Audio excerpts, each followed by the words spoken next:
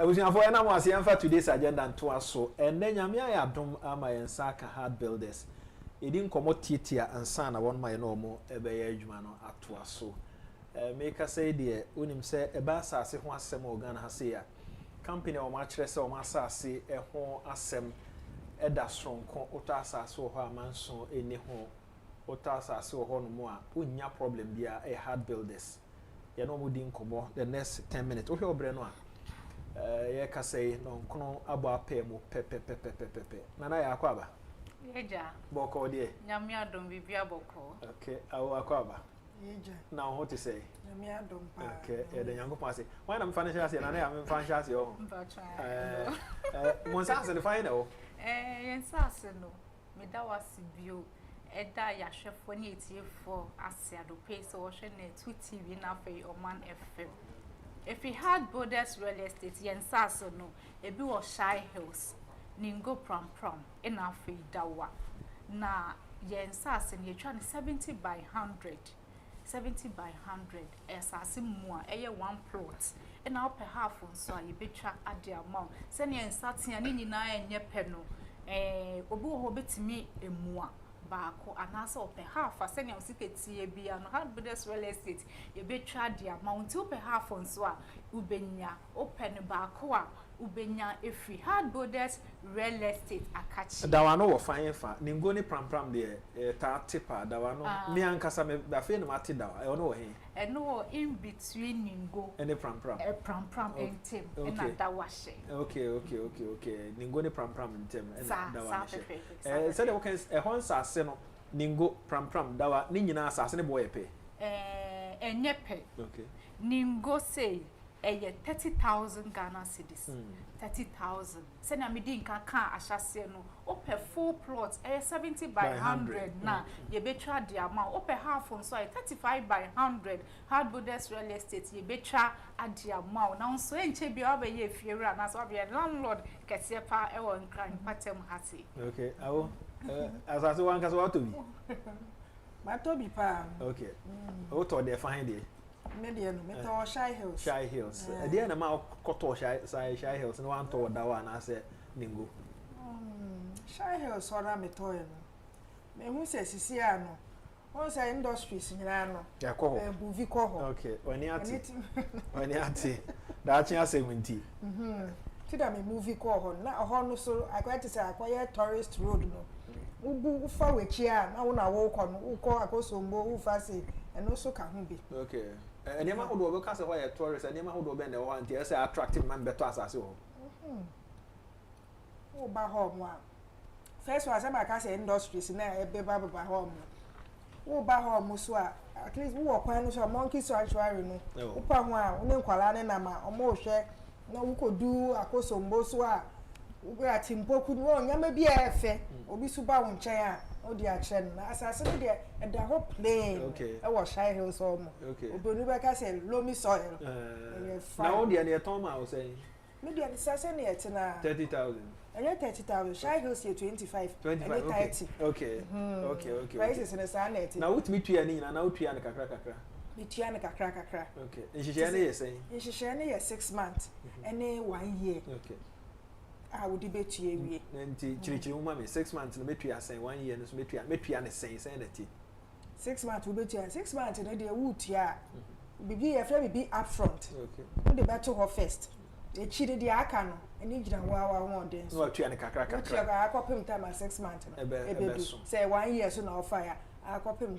say na 1 year no na o koto asase wo ho no obi an ha wadwen litigation free cry yes ase no litigation free obia amadwen obia ni obeba adwen wuta na wato etorebo akosi dan obabi abehwe na asase ho asem nkania na ye problem bi service plot bi ansu a open so na ye problem service plot pa na da o ka service plot I know ye de o hia ye wonsuo wo ho kania wo ho mo da ho kwan ho asem so aye ekwan no so de edem edem kra akoya asase no wa unim se akoya asase no omo dig market a omo de road to we da ha nti wa o de no obesi abrosan ana Me hwanya me adoma. Mr. Missy fiti akrapo a yetumi tuso. Yes. Kakra. Okay. Na ya omo a mo ne omo kasa no na mo pese omo meto asase no. Ehefo na mo ne omo kasa edwumfo ma omo ya ban edwuma. To ne bo bitime kasa asase no kwa ba beto no. Se usika mfa controller wontime ma asase no hono ne ade. Mo de ne te say. Ye ne controller board funku a ye edwuma. Okay. Omo ba ye be but ye target market women ne pa. Okay. Omo supo na bibipo wo omo. Ye target omo papa omo ba pa. Ye kwa ase ne ye sika kire omo no. So omo awa woni mo hu. E na baby awufi. Nti wankasa ye na wo kan wi a wa na obeba. Nti market women fo no omo no ye target pa omo ne na osa no. Okay. Sabi wu pese wu fe bubi tafrache e fa mo omo na ye ne omo ba pa. Ansa na me no ebesi ma me musa we nto aso. Hu krata asem nso ya te say. Krata asem no. Dadi eno no wu wie wo siketu ya krata iso ni. Okay. Ndencha na ye de ama with site plan. Okay. Shemu.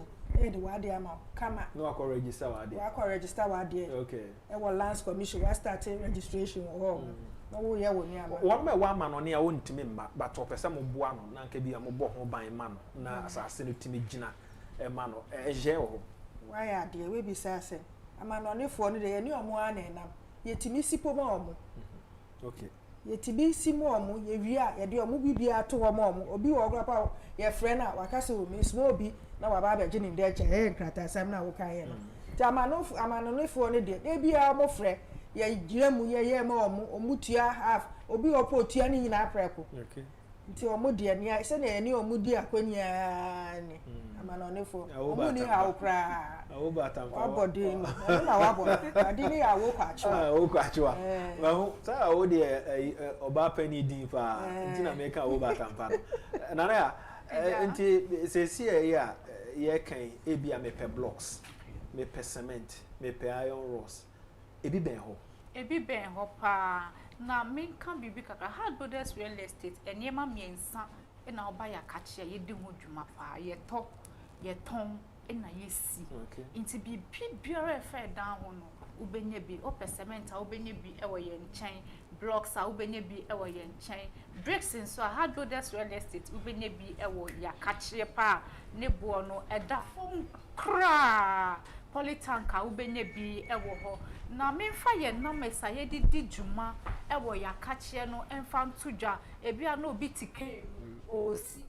Yeah, hard borders real estate. Yeah, numbers 0540 226 276 0540 226 276 and 0241 665 200 and 0256 064 492 0256 064492 ye huma si numbers ne so bi obatobo ase ye ne kakra sansa bi afi no bi prefer the phone na wa bebo ana ne pen enti mo amo hwe na 2TV no behu no se o mo ansa ase no e na yeyi e de kireme ya asase a e da ho plane se de o mo kan ye no e asase a manso bi ani ho ya asase a woto a wani beje ho pa ya obi e ma me hawadwen numbers no bi New hard borders real estate ya huma ye di dwuma ewe ya kache anopa ofra ye beje so ewia ahomache a ofra ya ye krado se ye beje so 0540 226 276 0540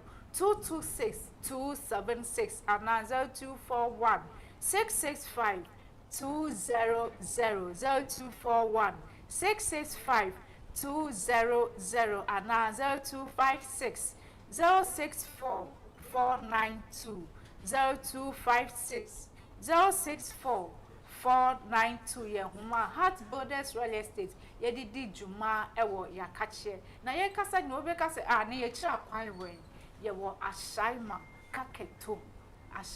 kaketo ye ni divisional police headquarters ni di inhwenim boni bekase opposite and I say old Mandela Park e ho na ohwe hard borders real estate a ye kira kwan e wa uboye humemu anopa ewia se na medi nkankan na e krado se ebe sonson panti na mes miense ni nyina ofra ye beje oso do and all social media handles and so ye wo ho TikTok akoma heart ye see ye nie over Facebook nso a ye pie won ho over Twitter ana say X nso a obemu heart borders real estate aye boy and say we are the future planners ye be show that come me was just 1 minute be ohima akwaba and so say no miaya hodo a won convince me emu ne ohena agisa me nkoto bi.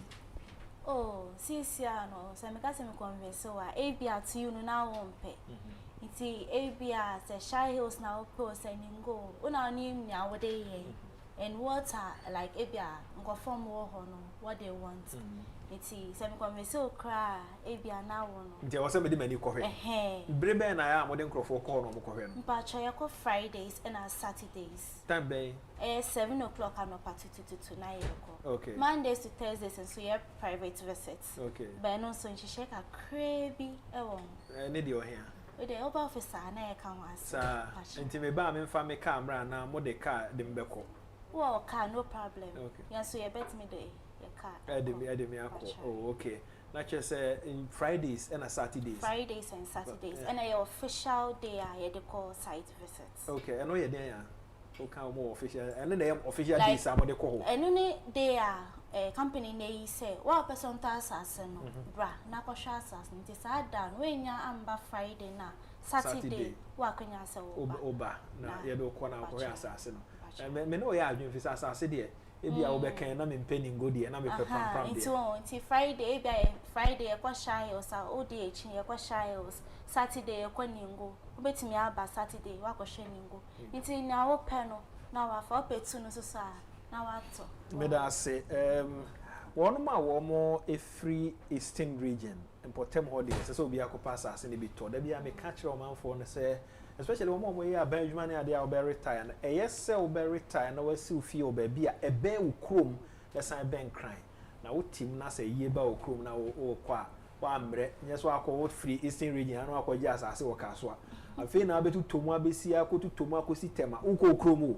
Niza ofie no wo mfimfin o Shy Hills ana ningo ni pram ho ba bia obehu nse etietia senkran na wo ba tietia okokrom nso a na ayetietia mo numbers no ebi na afi yen sorso yo eja wo fa ma sana me de numbers no ebetu dwa no ye nye nsase nkwa ne yeton ahwea nso ka ho to pa ahwea atwa membre na so nti mesrewa fa numbers ye numbers no 0540 0540 226 276 0540 226 276 and 0241 665 200 0241 665 200 and 0256 064 492 0256 064 492 ye akuma Heart Borders Real Estate ye didi juma ewo Madam ase kakito for my madam ase mo ba nyame ya adoma na wotwe se de yebesa hia so okay ye dan ye ho for a break na ye de today's agenda be to so medin e de amofa boachi kopa asase ne bito na be boa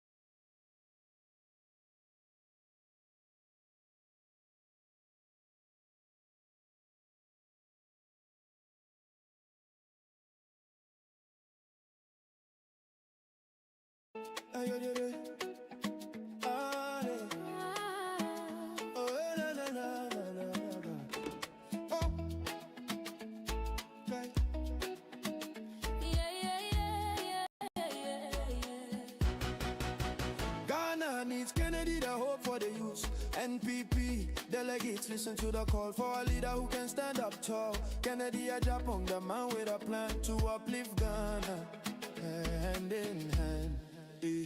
Suaba, my Kennedy. No ma, suaba, my Kennedy. My anyano. Suaba, my Kennedy. Oh man for power. Kennedy Agyapong, no, my enemy. Kennedy agenda, Ghana's hopeful plea. For the hopeless, a chance to be free. Jobs for the jobless, a vision so clear. Kennedy the answer, year after year. He's a man for the poor with a heart so kind, a PhD, a brilliant mind, the hope for Ghana, shining so bright, leading us forward with all his might. Tuaba, my Kennedy. Mama, Tuaba, my Kennedy. my no. Tuaba, my Kennedy. A man for power. Oh, Kennedy, Agyapong, my enemy. Why does the Ghana is true, but Ghana needs Kennedy to see us through. To build a nation strong and bold, a future of promise to have and to hold. He is number one. He is number one. He is number one. Tuaba, my Kennedy. Tuaba, my Kennedy. My no. Tuaba, my Kennedy. A man for power. Oh, Kennedy, Agyapong, my enemy. Tuaba, my Kennedy. Tuaba, my Kennedy. My no. Betumi ama uba adwuma ye na uba da achia ye yi na se o ye mpanyimfo sei na mo man so atumi abehwe ho se nipa a wo emisuade hunu we na wo se eto abama enye obi a ode bi sika besie na party emwa bi a wo mwa hwe emwa a medi ama MPP party to extend say e charge me treason enne ebinim so omu wo sika yani ya build the party no amom the party no abeye yie ka kire se omu sika enti ebebo musiketu ogi sika ne memo obi abemo obi but yenwene ochina na anu sika ye di mamu ebi wo ana na anu sika yewune mo di mamu ebi wo second the Japan ne ba ya enka mo madwuma ya yi wo madi ana Kennedy Agyapong ne ba ya nke factories say ene de ba ama mrantie ne mabawa enya adwuma ye. I stand for industries, factories, adwuma na nipa bia no woni munyam ene wo adwuma so woni adwuma woni anu munyam oye bema na woni adwuma oyiri mu oye oba onya adwuma ukunu mu nti adwuma obi a obetimi ama watumi ayi adwuma enya sika ahwe wo yere no ma sania onkosere politician bia sika na wode wani matwitwufo enam sabi sika woni I'm going to empower you by creating jobs enu ne hiam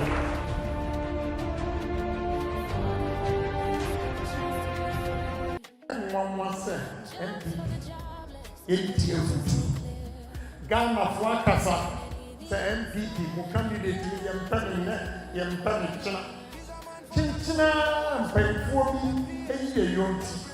Or would you see Chinchina, say you can, and you did the bar. What in the bar? 1 year. 87 seats there, one. Next time, back up 25. 2008. A parliament, no 2016, a parliament or 2017 with 169 seats. You move and you have to trust them. Way, then you will your friend, but you know, way one support to me, but you know, there is 369 seats and about 137. We lost 32 seats. And 3 of them, the Southern your arrogance, when you brought when you say, and you flew 137, 287 seats. Let me say, and give it to your hoof. Still, anybody a people want to mum, such Chinchina, as Messi and Liverpool, as Messi. Ghana for abattoir actual said, what did you put? I didn't think I would go here. Chinchina Opesa, Abra, Ghana for in the history of politics.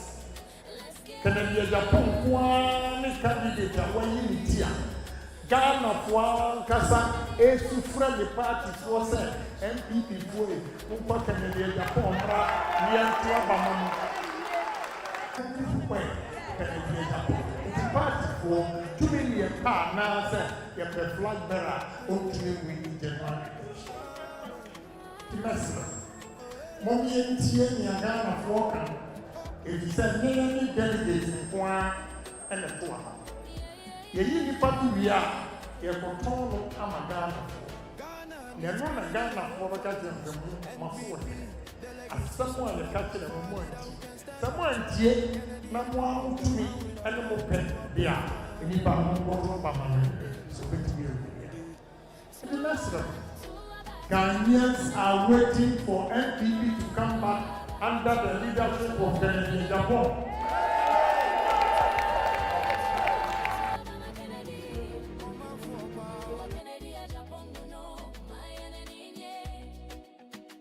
Kennedy agenda, Ghana's hopeful plea for the hopeless.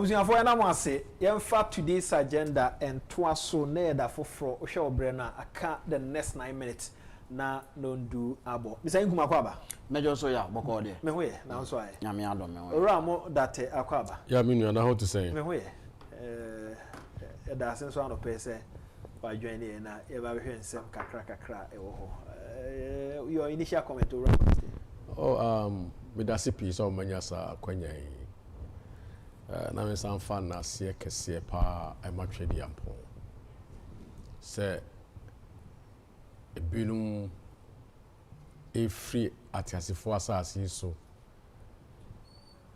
na omo joini na nanom won siedo no yen so anope wode ache yen enno a ye koda no na yenim ye ho so hwe enso ade achi ye twedi ampo abenya ne yen ti de meka nyina ne se anonyam kese ano ne kabia enka twedi ampo fo se de waye no eso papa yeah that's it ora ingum initial comment ya anope de di kan se we be ka se second half na me no aba be hie nyankopon so ayebi papa na ohe afi ye shaase na enkakra obremu nkukuhwe ase emu ntwetwede ye ne namu nkakra nyankopon guso ode eko na ye be ka se asedanka no isanse wayebi amayen enema ahodo a ye mu binum ye de ani ahu no ya anwene ho senka ebeba kra nka bia nka afiwe na nyankopon adom wama na ni onyam ayekese enti yadana ase na yesanso de nyankopon so ase ema yewura ken no hina Agyapong ne nkwa ene ni team no omo nso so omo nkwa wohwe dedication a omo ede ye adwuma kyese omo agye ato omo nso se de etie bia no sɛdeɛ Yesu Kristo yɛ sɛ ɔbɛma nyankopɔn asɛm abom nti ɔgye to mu sɛ asɛnnua no mu odudeɛ nanso sɛdeɛ tie bi ɔbɛsoa sɛdeɛ bɛyɛ nyame asɛm ɛbɛbɛm ampa nso ɔso ayɛ ma nyame asɛm bɛɛ mu saa pɛpɛpɛ na Kennedy ɔhene Agyapong ne team ɛne mene umienu nso so yɛka ho efia ha yɛ nyinaa yɛka ho adwuma a yɛayɛ no yɛnim sɛ nyankopɔn nea waka ebebem ema nipa nyina de omani edi ho adanse me da se ora mo date yes sir ma me mfa won hya se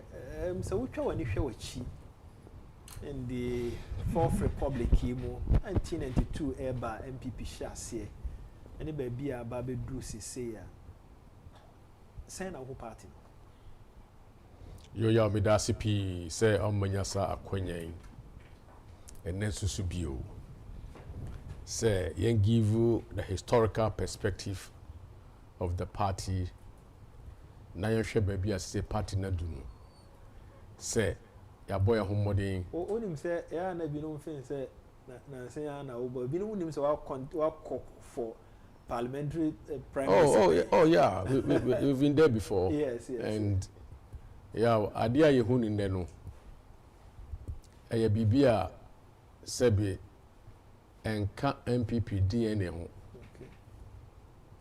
MPP ye bobre no ye be na call parliamentary primaries na nka person oh it's 2008 very well tama na 207 ewremu a about 208 no yeah 207 ewremu yeah about 208 yeah GST no a 207 bars yeah GST na odi ye call ditch no yeah that period no mu no a so by yeah, this is a great party.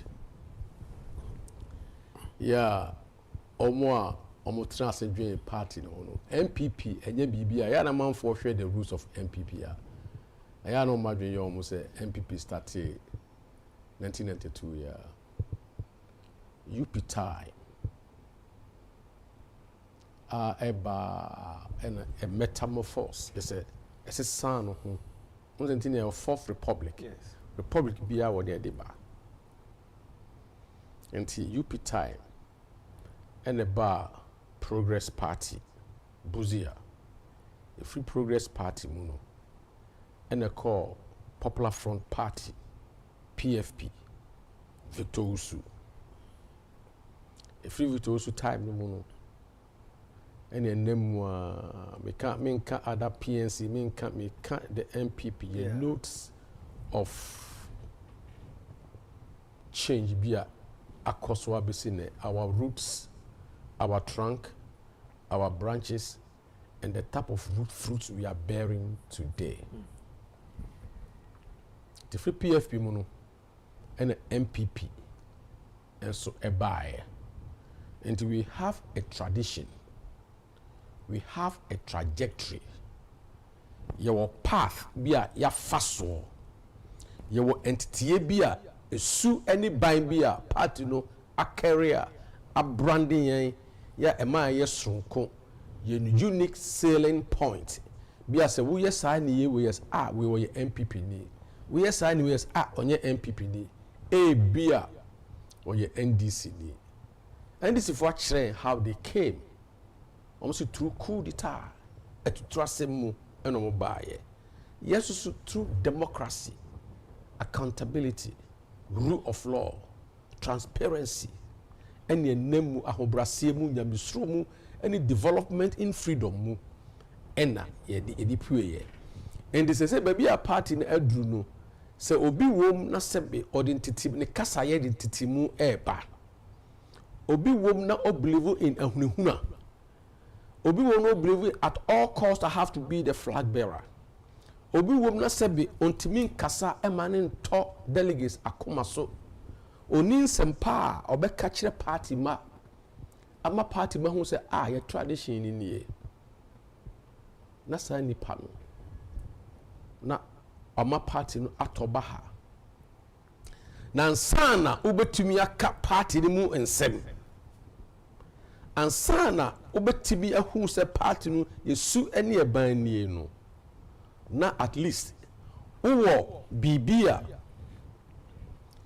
ye friend family tree wo bibia ye ubora mi mu a obekwa ahu se mabusuafo mi nuanom nyina kokko pie vitos of PFP the flag bearer obepie mu akwa akosi UP mu and at least me I can trace myself our party. And it's a baby a party no bibi eba party ni wo ntwetwede, that is his favorite word. And a party no vibrating a party ni pese toba ha. Menti wo me honam meti wo me mu. Senior offer me offer kwamra sapon off Jamasi Asante.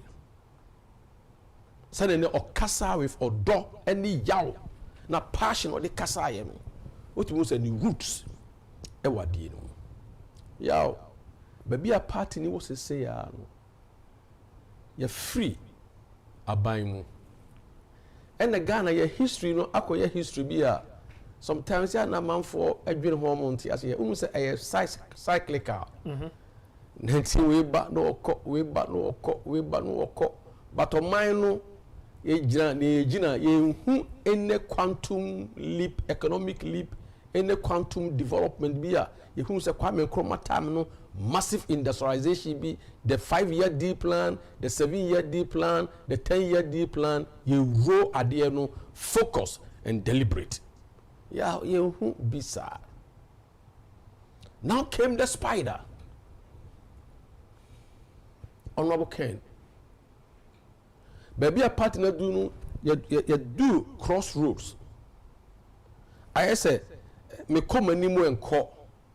Me come me chi enko or G4 anyway. The question busa baby a party aduru ni o.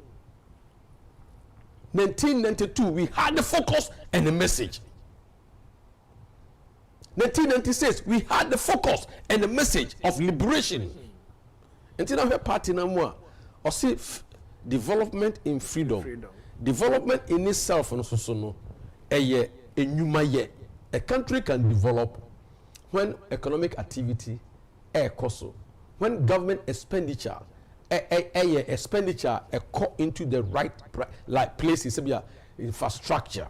You can say infrastructure and you see a school down, you see hospitals, you building nema. Government spending in areas that facilitate the growth of businesses.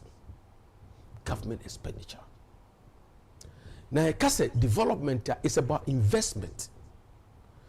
Foreign direct investment, eba omanu abeye niema, I use to omanu resources, I use to omanu human capital, break the economy nimu. Now, sana foreign direct investment about everyone so no. So many factors: stability of the government, political stability, omushe laws e waha, omushe courts e waha, omushe say nipa na ho no omu ready to work, omushe hospitality nature. Now offer the investment about we are the host country. So we host to idea now. The environment must be brilliant, the environment must be okay. For a foreigner, I see baby or demu die wono e hono akoma wo or dinner demu di freedom in development no. Development na make am something say ya no. Consumption amount for to me consume what is produced. Na fe ye export to more no na ye cut importation no na fe ye trade balance dey be almost can one negative deficit near account. This time around it will be surplus, balance of trade.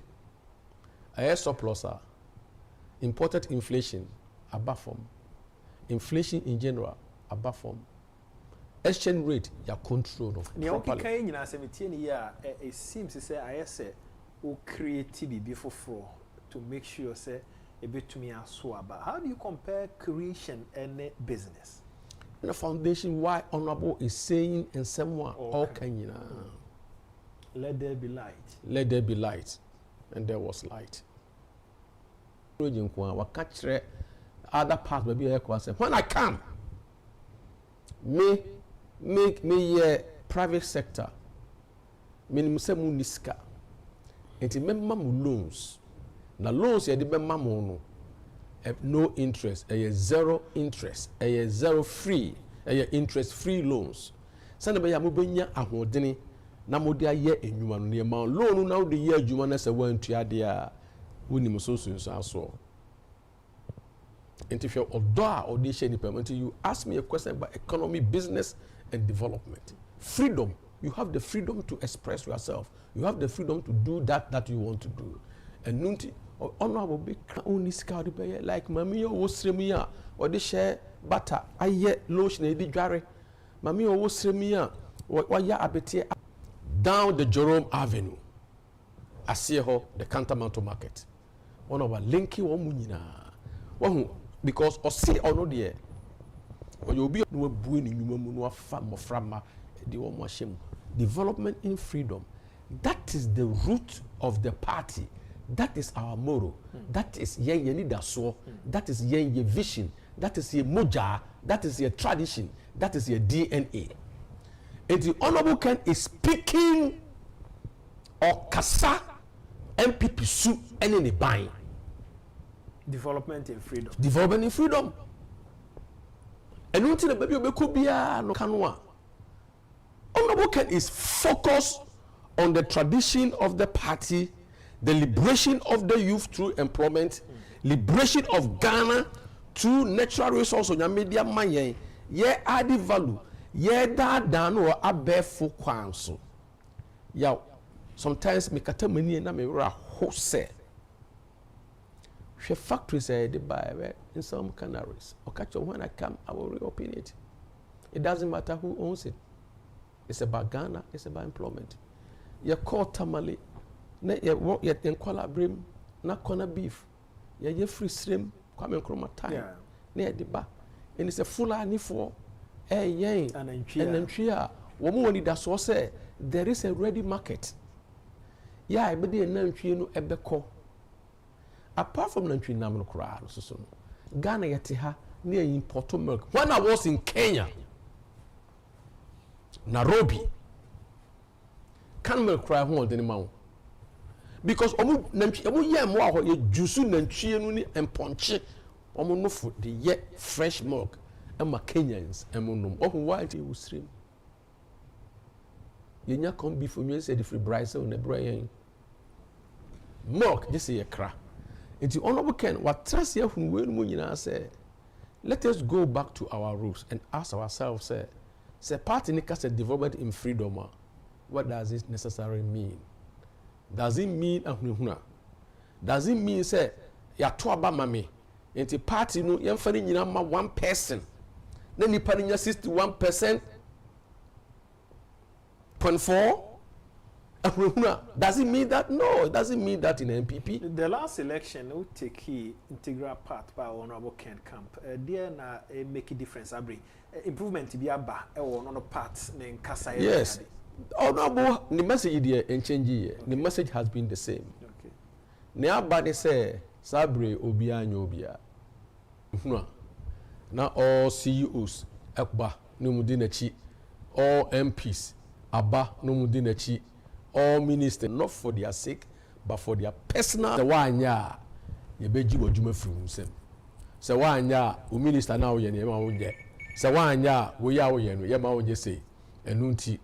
Enunti no your friend is saying e beju adwuma firi nsem enti na ma ministers no bebrebe na omusro sese be ye wo videos ayekwa ye kire enema waye as an entrepreneur ye kire enema waye as a businessman and as a politician ye wi ani a kire ne philanthropic enema waye to impact the nation ye fa ne nation or the akire obefa we no the akire enti in the history of MPP campaign and in fact in the history of wakojina delegates enim and wakojina Ghana for enim say fa tomato we na me ba me de beye we na me ba me de beye we na me ba me de beye enti say after who ye call same no tomato juice that they saw it omu twa picture say papa we na meye e kwan a me fa so a meye ni conclude man enti yaw this campaign no a campaign it is not Muslim man afenyo marking post it me ba me afenyo marking post no waka is that a message? That is not a message. Moto abanima me because me ye minua na moto abanima or extreme for moto abanima Honorable Kena ye pam mo free ho ye munye say is that a message? That is not a message. That is not a message at all. It's about say we inciting crowd and we sharing nipa kutupa we nipa. That is not a campaign. Ye kanin among for kasa ye kasa boko the only time Honorable Bemwa or can bibi yeah, some of the journalists, fire say, because these people don't have a message, you know, like we were saying this morning, honorable can be pet. That's all translate and who the motive, not the intent, motive. Yeah, driver at the end. And they say, opportunity, but message at a team, but message, you know, and my young winning, but message, you know, yeah, more day, banana say, second chance, munye we mami, no. It's just to produce a flag bearer, but not to win power for the party. And to win power for the party, you know, any on mine, no. Ghana for, or making almost choice, yeah. Or making almost choice, we.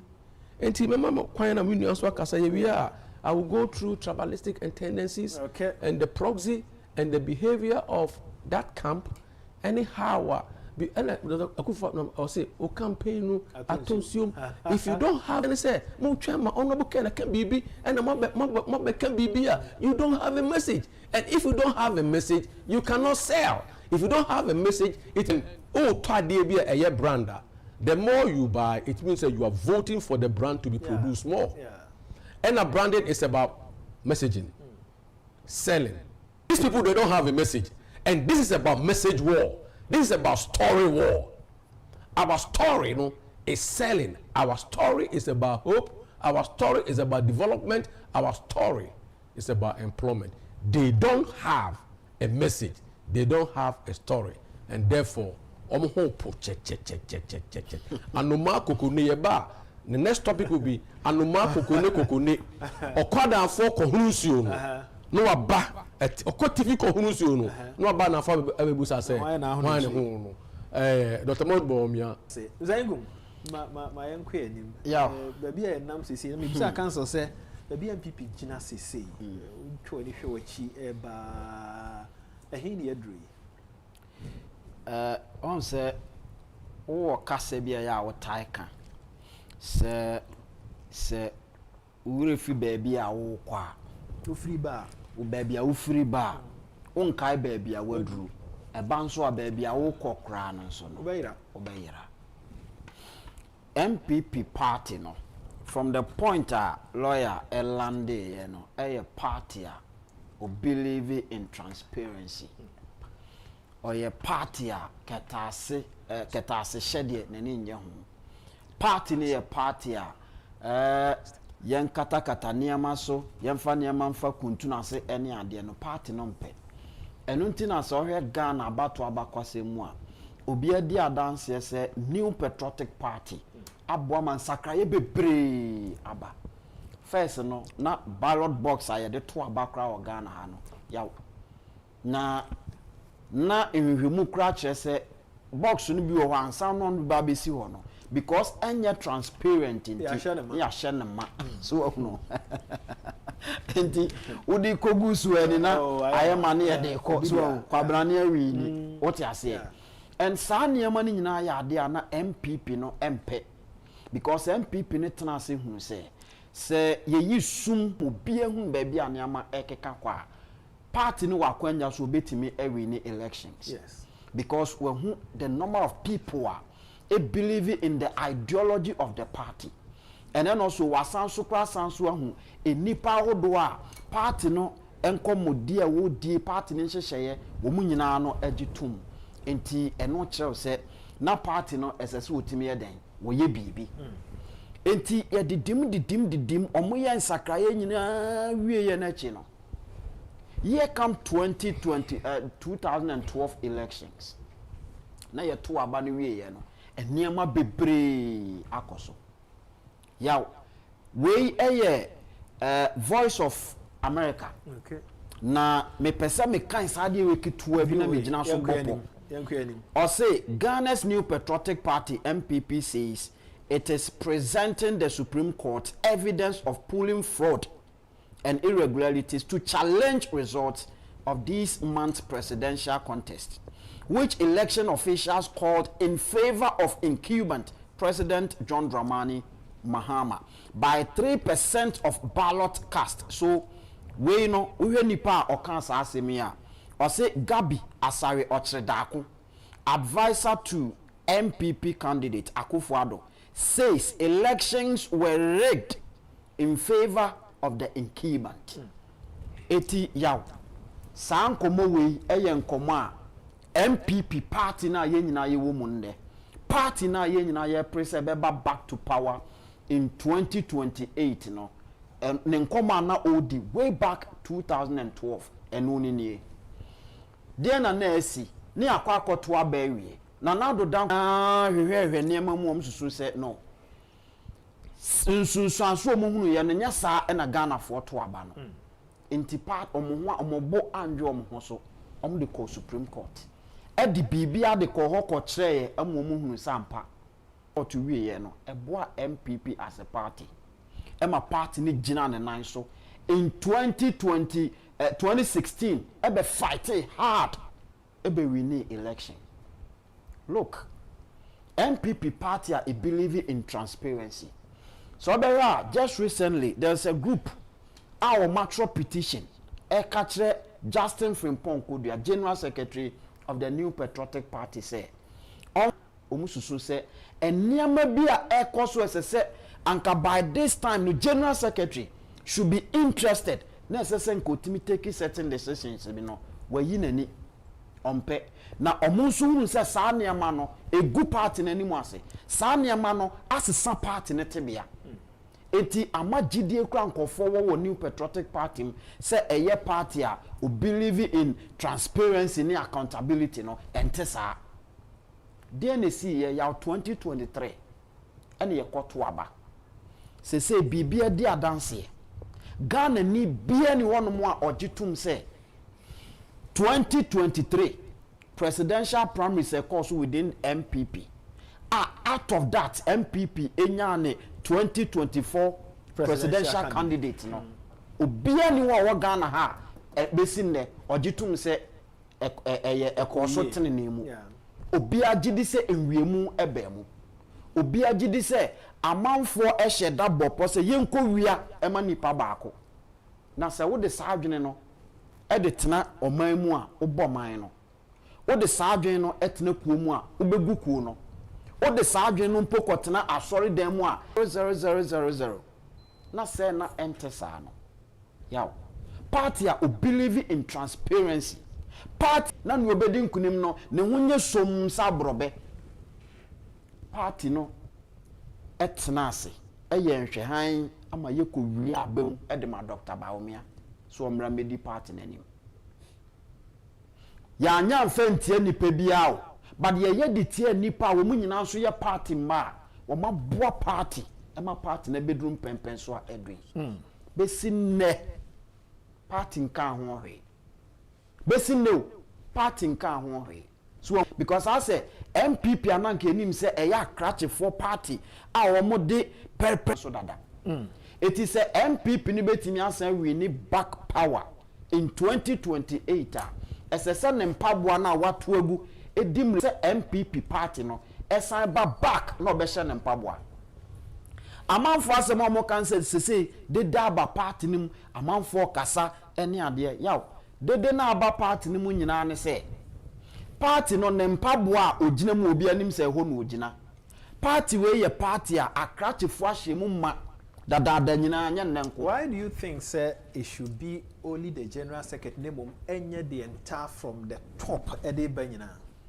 Yaw only him say woko NDC party ni mu a NDC party no say ye kan nipa wo mutumi nyina gina ne nan so pa eyomje omo chairman. Okay. But say uba MPP na wo probi a tumi ni nyina gina ne nan so pa eye General Secretary ewo MPP. Nfa ono nkwa akra na party ni tuaneka. What you say? Enti ono na say so ye so much particular about sadia na ekoso no. So you so much particular because a party a wu tua no wo na ye tua o kasa ne a wu kan enti say we say no party no me na me tua no na say saade we say ekoso even say na wo nim mpo a say wo ma ne hia na aboa e ma party no ejidi ankofo wo mu no asan ba back enu nti na ankofo ka say look say leadership ya e wo ho party ne bedi ne dokono kwa na me say ne say koba ne saa ebia na nyankopon adom senia ayi tuari ACC Burkina Faso yi na ne ma pe ho baabi se na vrongo ho baabi a makwahye na makodo tomato that journalism adwuma ye because who betna ha no akasa wo be kan semben den na wo be kan because ideologies na wo die chire se eno na ahye wunkura ne na wo chire no omo a te ba ne sa me wo Albert any ya ka nyina mpo se Kencity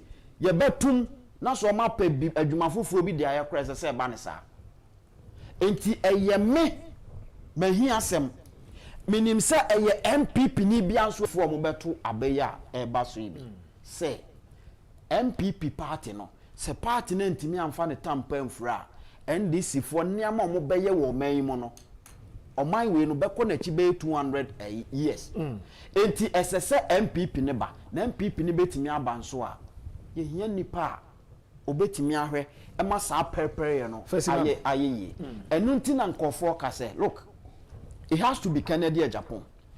Kencity Agyapong is not only transparent yebeka se okan obi can be no Kencity Agyapong believes obi can be across the world or start a business be a egu. That is how it is. Or makwan will be mfanadwen support and supporting no. Nti even Ghana hakra mani bi wo hono mo be advertise wa ha. Uhunu sa de na be e ko no nkoyi utunu fa wonfa. Dodo no collapse ade ya akwa papa emwa ho yesre wa jai. Amu se focus no mo sre omo nyina nim azema make. Abusa omo ni nipa nyina ka bom didi e fa adwene. A businessman be o smart no onu didi no. Sabre no tapo o ideas a wo bebre we so ato atwene.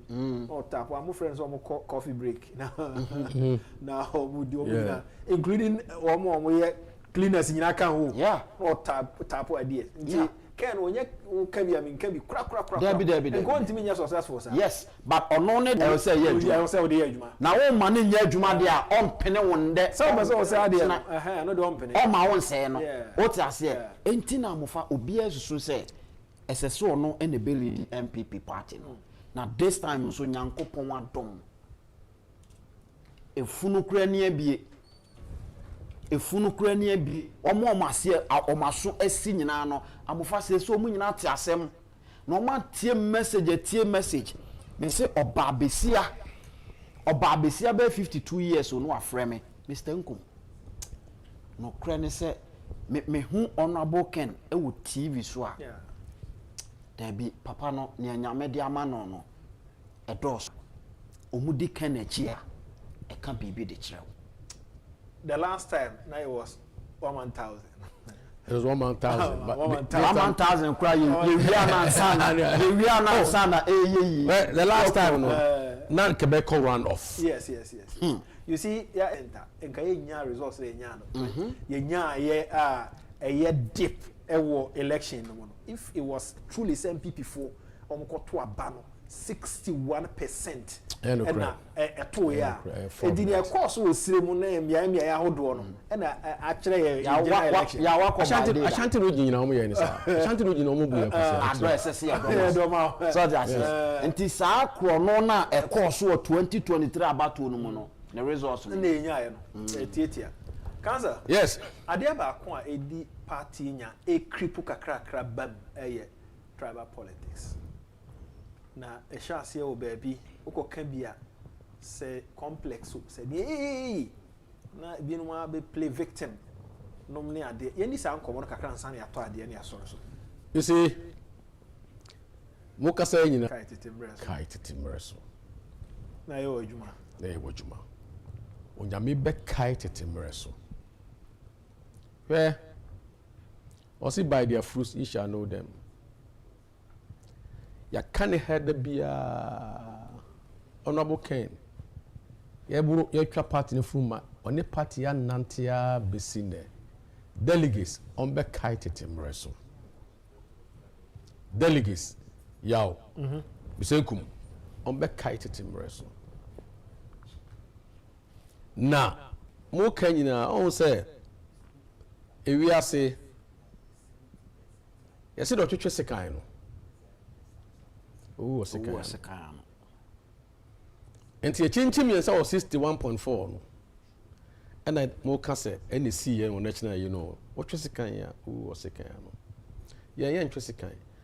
If you want to see the true nature of Obia, expect say this is the time for him to no. Satan we are very calm. Now let's go back. Ken will not go. Yeah. But at that point in time, who say as well me can you know, I'm not for people say be diagro. Who say honorable is the president, more presidential the flag bearer. They sent entourage to move him to pick him and his wife up and drove him in a convoy to the stadium. Odu obi on master and a beat mo on for be perform. So no, I won't perform. Oba we go be say mo be jojo when mo but okojina stage you know so no you saw his body language say why then o say magiatum ye nyina ye beboa me pese enipa hu ni su ene ne ban ahobrasia owo baabia ewiase full say honorable beg no e hono calm down the storm and perform and allow peace and unity to reign. What did the tune change?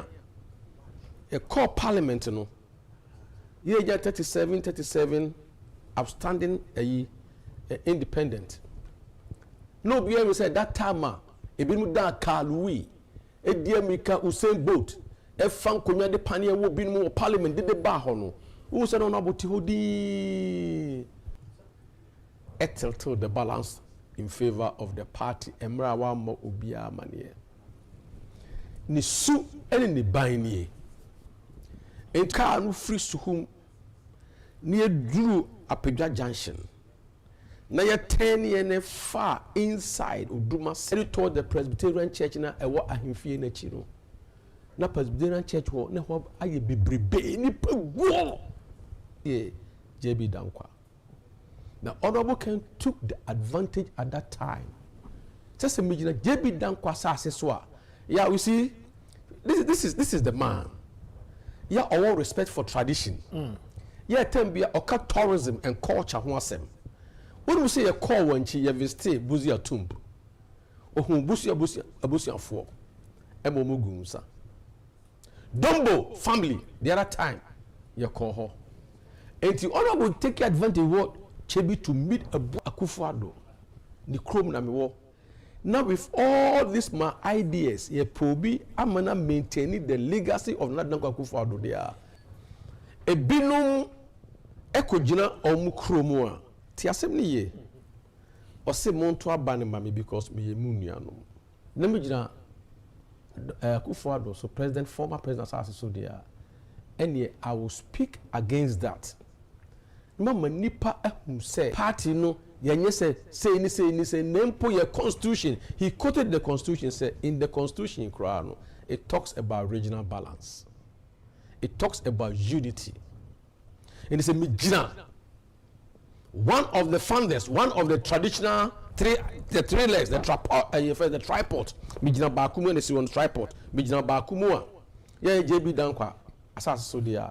And the mechanical, Amama who said, we as a party, we stand for democracy. Yempentity mu. And it's a muko slim. Namuko kase minu anu to mami mon. Namu oba anafo ha. E debe na mo beka. Nentiti mu na mo de bay. Enti munyai. I think say Honorable just said the right thing. Me betra basi mu okumase. Edi mu achi. Me na po nante because me do party no. Party ni eye edamakoma so. Ye party ni we dey twa afuma. And sa trouble and me free her and me say Honorable nko gina baabia ye call 276 the other time and at this time they are nyina no almost 11 regions no Honorable nyina baabia kan say and nam set me free south ntino western north monto mame ahafo monto mame bono monto mame bono east monto mame Honorable kepida ne okanyina ne say ye party ma en kabomu hia ahumehu amumi nyai nemo me ba say ni na meye na mukura mu ye delegacy kura de ese bia me ba be fa nipa 10 name me social contract. This is the form mon fail. So mon fail for me, and now some already medical identify factories and businesses you be creating one neighborhood hanutino. You five and you four you be the kind of farm. The same thing in the northern region. Or northern region, Obusomo question say, who is your brother? So we be jina ha no kasa ntimi anka na niso adi hunu ankyere mu enipa na ntimi ankyere se me ba meye we northern region na o brother ni obi asem asem towa na usua otie ase we very simple in the scriptures osi yesu be ji afofra ben question obi say e come day me no o mamaduane di ya na me dedeja o mamantuma fraye me re hoye o cheche me re. And who is your brother? Obey no be a come de wo oti mo aduane di meboa. Ana wo che kwan e faso e paduane. O che kwan e faso e pesika. Honorable is teaching the delegates also in the era. I will not give you fish, but I will rather teach you how to fish. And yesremu ohini ya oye bugri na bay. Ya chi wo tape so. Oh ya hwe. No me bi anso ni asan chi wo mo tape so. Ya chi wo tape so se wo jira ho. Say monto abadoma ono de wo campaign for Baomia because Baomia ye ni nua o ye munua no monto abadoma Baomia fiso o ye munua da ben ya chi ono abo table so ka say asen ya see ya central regional Dr. Bobo din komo akonya ka say mo ye munua no monto ababa na o say no me ba we ni we na meye enti mo hwe ne ma meye so na mo hwe say esum anything trouble. Honorable has never preached entity disunity. The first Honorable Ken, I was there. They think they were going to surprise him. And then a BD Mike share Honorable Ken and say, at a surprise, he jumps onto the plate and dazzles people. What did Mark any share in the same way? Obi na noa some odi ka kan amnesty. And kaboom. Mumayan kambum, etimunye, and no honorable Edika can say power dia here and kambum. Ewo Western region, you call first place Takoradi. The honorable estatic honorable say we don't deserve to be even thanking them, but we see a power motor apologize and say, Munfire born in chain. Or J. Mike, they did Dr. Mahmoud Baumia, which some of the difference between the two of them. If you don't have a message, you don't have a manifesto. Osaso kase MP4 e lose ye no abani e lose ye no enye me fault. Na ye to petrol mo cry mama mania. Is that a message of thank you? 3 days ye to mo yan kan kire me. And I'm saying levi ma monye ene ye and I'm saying haircut ma monye shifting of blames starting with Garden of Eden. And Eve, Adam shifted to Eve, and Eve shifted to Onyankopon say, the shifting of blames. And ya dia esoni. And now Satan said, this is not by deeds. And ya mi na mi yo, or you know who free party ni mu. And the blame say, and people where you? And you as a leader, you don't take responsibility. No wonder they don't have a message, yao. No wonder they don't have a message. And I'm repeating myself. If you have a good message, then you can have a good manifesto. In some honorable Kenyana, will enter into the MPP manifesto. Because some honorable Kenya, if you go and say, I have rich ideas in Wahi, and they may not be with blue ties. Robana, a good Buabe, Western region, Robana, you're doing the coming from you doing the plantation. You go on, and dear Ben, Dr. Mount Bomia, you and your group.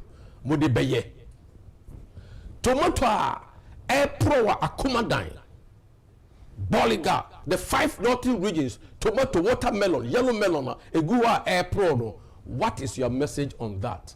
A dear Ben Modebeye.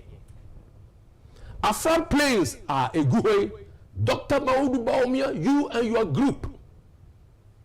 A dear Ben plans and I'm Accra plains. Any Afrab plains, any the 5 northern region. Tell us what you will do with the resources.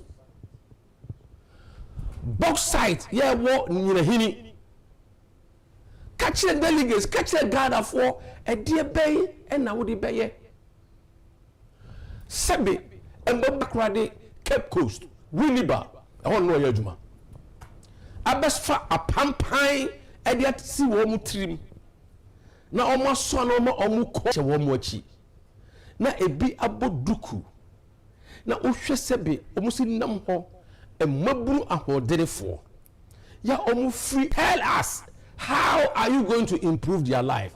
It is not about building shelters for them at Medina ma omu meda munware munkoye sa adwuma no. It is about how you develop the 5 northern regions na obe reverse that movement. Ama maburu no enye da so or northern region ho. So who is your brother no? That is the answer. It is not about say to see how you can obe free central region Saturday. Una nam ho na ohuru. Thursday uko asen. Uko asen a ho na papa no furu mache.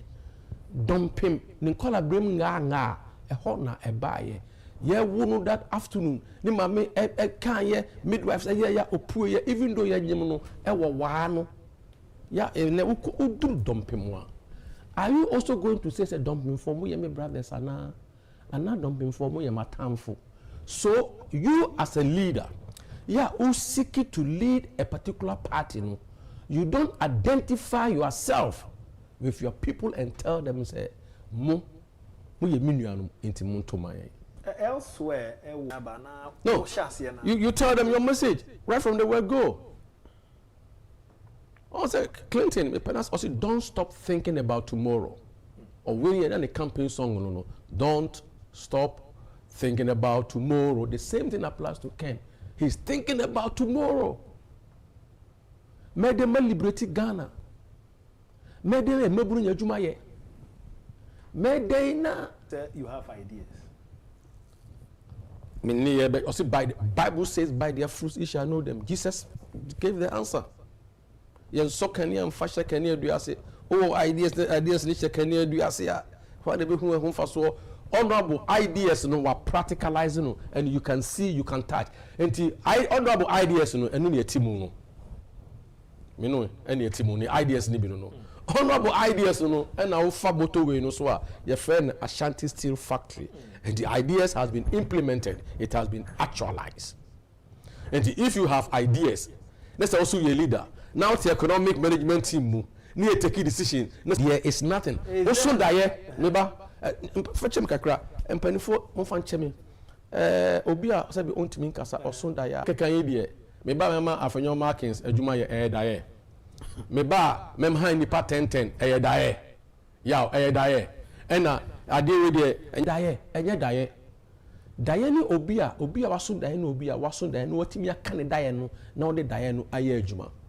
And nunti na ekofa Joseph, the interpreter of dreams, from the prison, and then about the house of Pharaoh.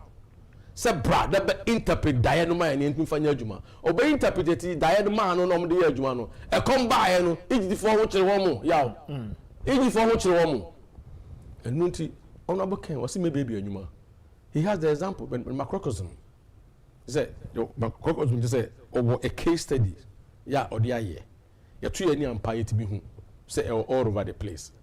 Or see media entertain them. You two any coast stream ubi Tamale Teaching Hospital. Uko Volta region, 7 free hall. But factories over 250 thousand and not just plantation or the budget pharmaceutical companies, agro processing, no high nipa. So on free Volta region, on free Volta region, on free Volta region. Ashanti region na year in the fish farm or the chair for you. We friend is military of free hall. So on free Kranha, next to 37 military hospital, 80-bed cardiothoracic dialysis center. You across doctors, 100,000 Munko India. Go and learn, build up your skills, hone your skills, and come back and practice. Until say early camp, until Nesusu wa yeniema. And so papa soon in the I want to continue my questions. Banchia essay ewo jura Atebubu, Bono East, Kentampo areas, Bayre Nemayeno, but we are in the team. Mon country, a dear Ben, and would pay. Coconut, our western region. Ya, a silver baby. Ya, a mabru nim non beno. Woman country, a dear Ben, or would pay. Wouldn't say honorable Ken, Eddie coconut, abature, coconut juice, pina colada, or the vision and dream, or the abature, say, when are you not trained? Ne hasken he nation de nende no me are turning into charcoal na dia kwama no ne for barbecue akoma dan enida so aba afrancho enida so aba what you say extreme or tomato enida so aba empo potato a ewo extreme no ye nam ye call we adamzo ya krum tono okay close to Tamale now ko Boliga now ko area so where omo potato nya ne tipen omo abrochire potato na ne tipen ne extreme potato aha no denche kokochina kan di kakraka ena o kai se Usain Bolt yes etu mrika eboro ewiase nyina adwe ne omonte ase so yes anu omo ehwehwe ahoden a ewonum ba bi efiri ebaaye no omo tracy ye no yese ye yam yam no nso so no northern region yam and edua e depend on body peye. And see, if you can't speak to these things on your media, the final question now, you don't have a message. And conclude, is there will be a whole more Owosika, but only ideas? Yeah. Ebu we ask baby. And until I call Wall Street, California, over New York, Incheon, in Japan, Tokyo, yes. And until pitch or ideas say, oh, me ba say na meye omo idea necessary implementable betimi na o idea no nam the whole team na the idea must be useful, it must be usable, what you say, and it must be desirable. 3 elements. And nema ideas are honorable Kenya no be nyina, are they going to be useful to Ghana? The answer is yes. No man can you bet me use usable coconut juice, coconut sugar ultimate use too. Use. Do we desire them? Yes, we desire them. And nothing na export to, import to from Abuchiri and the Bahano, because here there's the demand. And we have ideas pa oniska when how to invest. A man for to me ba, I can say okay, over pitch idea ma me manage home and to meboa. And he say our ideas no and we know how to implement it. And now ideas now or one so no they want me implement no oni nkofo di until na look say honorable onye onu according that meboa oni how I yans meboa ba okoko board no but ni na I dormant oni nkofo di hu nkoma hu say no e betimi aba abaye sa ade wo Ghana ha ama Ghana ha ba bia akoho akoye adwuma enti daye de obi atimi so na the other man here say you don't open your mouth and say I have rich idea mutie nyina mado attention say honorable aka okoba bia o kan no betimi aye tourism na meye we na maye e kwa me fa so maye ye nuba ye fo mu ne ma no ye cocoa mo de be ye no buy very good ye no buy mo de be ye shea butter mo de be ye coconut mo de be ye banchi mo de be ye mankan mo de be ye body mo de be ye. It means you don't have a message. Yeah, honorable message now. Preparing our manifesto very easy, and how to implement. It's not just not just the preparation of the manifesto, but the implementation plan. Yeah, akufo-addo oba first so mutie no those days a team up. Give me a road, give me a dashboard. Honorable Ken has already spoken his dashboard out. It is left for Ghanaians to. He is ready. Franco Trading Enterprise for Adaroma. Kai say Franco afibia omo Black Friday omo share a home fan. Ye ka say a free 24th November 2025 copy 28 a Black Friday. No more ye amazing discounts e de ama one me to niam wo mo ho. Ye ma up to 40% discount. Nokia, Samsung, iPhones, chest freezer and refrigerators ahodo washing machine, microwave, blender, generator, gas, and electric stove. Ahodo, we are now what they were near actually ho. Oko online, francotrading.com, and Yemani Yana so ewo Sanso so ena offer 0246 422 331 0555939311 who say wamo eno bedin komo. And Yamano Persian family will fear any problem kai. Wama outlet ne dosun. No answer be friend ya direct to baby was say oko. The next 5 minutes. Mr. Inkum, yanko na yan conclude. Yo, talking about a month or more year campaign na to mame. Look, 2023 Ghana spent close to 11 million US dollars drinking water. Close to 11 million US dollars. And no more the cranes with the bag Ghana. Yes, the pollution of Ghana water bodies. We share a near lawyer Ebo Bosso within the northern region. A near northern region for so much descending. It is a northern region for no omo din omo hill. On say utia ebiti se bugri na abunom eno omo bugri na abu yi na nsen NDC fu na mses akopo ma che wo say contract about this time call them. What you say? Ebia wakopo ma che anka ono ene ade unu ya president. What you say? Ninu ya president. Yeah, co-election also support you want. What you say? Yeah. Uko Dubai dollars eno mo de ye ko profit ade ma. Ye te Ghana ha ena ye ne ye etu sika tugu.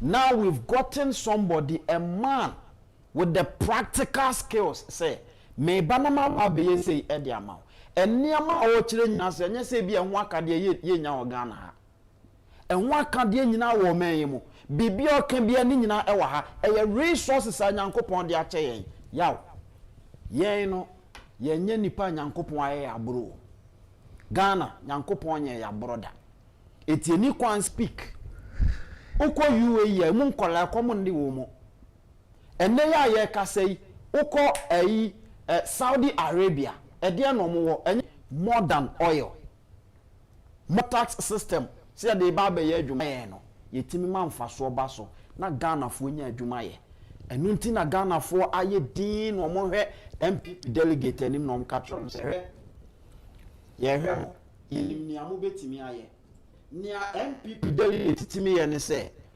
ebere bia no omutimi hunu leaders se ye de ne ba no de na ba. And this time omahunu say leaders se ye de ne ba no eye Kennedy Agyapong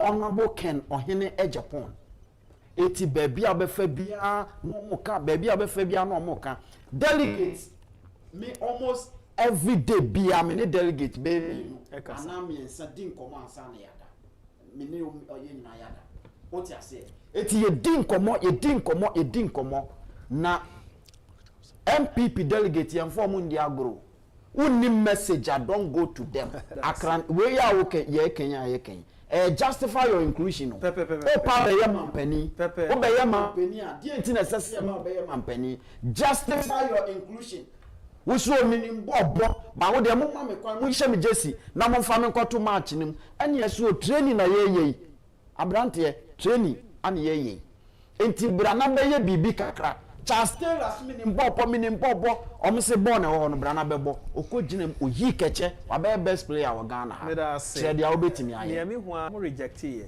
credit score anase dey ye de call ye no so Ghana for reject ye enti aye say asem no asem foforo ben na wo sign dey abama omanfo no ato 2028 SSMPP timi win election no na nyame ayadom ama Ora Kennedy ohene Agyapong apim a niema odi agu akwam na ye foforo kra nipa so epe bibi foforo de mfa so bebre no na ati nti akwese se dada no ebi se bibi foforo bi eni ho amede eba ora mo da teme da se bismedase bisa nkuma se da odia bismeda na translate dia ko 2028 election no eye de wo hia se be ya omanfo no begina so ato aba candidate bi oni message bi am push no fa na message mrefi se 2020 yi no ho am omanfo na agi atom nti wo koto aba wa kai se yɛmfa no hunu nkɔ baasere sɛ wonni message a wontumi nwɔ ne election medin ɛde a amɔfa boakye nyame yɛ adom ɔkyɛ no pɛ yɛbɛhyia akram